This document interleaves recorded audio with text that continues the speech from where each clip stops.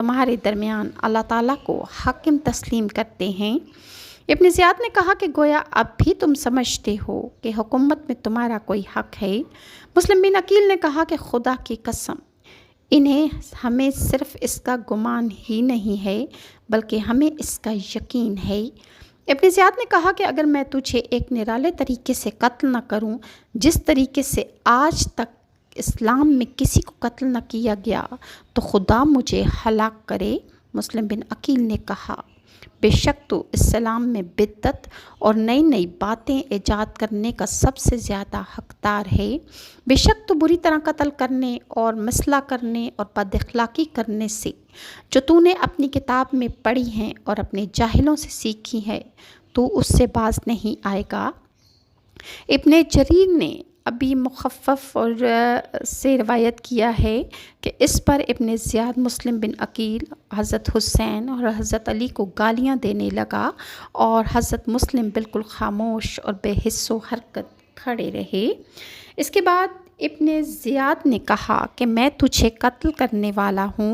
मुस्लिम बिन अकील ने पूछा कि क्या वाकई? उसने कहा हाँ। आपने कहा कि मुझे वसीयत करने की मोहलत दो।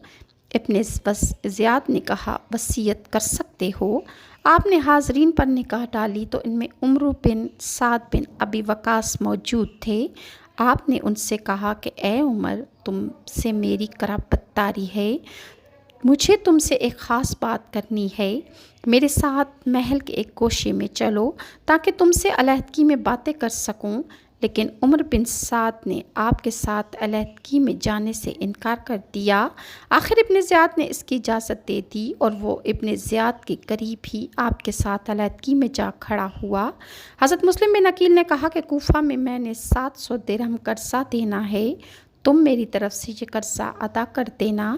इब्न ज़ियाद से मेरी लाश मांग कर दफन कर देना और इमाम हुसैन को मेरा पैगाम भेज देना। मैंने इनको लिखा था कि लोग आपके साथ हैं और मेरा ये ख़्याल है कि वो रवाना हो चुके हैं।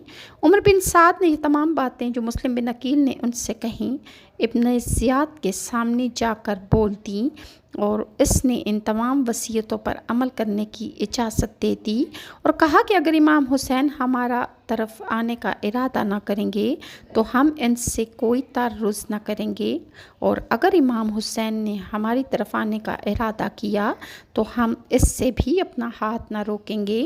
इसके बाद इब्न ज़ियाद के हुक्म से हज़रत मुस्लिम बिन अकील को महल की छत पर ले जाया गया और वो तकबीर व तहलील और तौबा इस्तग़फ़ार पढ़ते हुए और मलाइका पर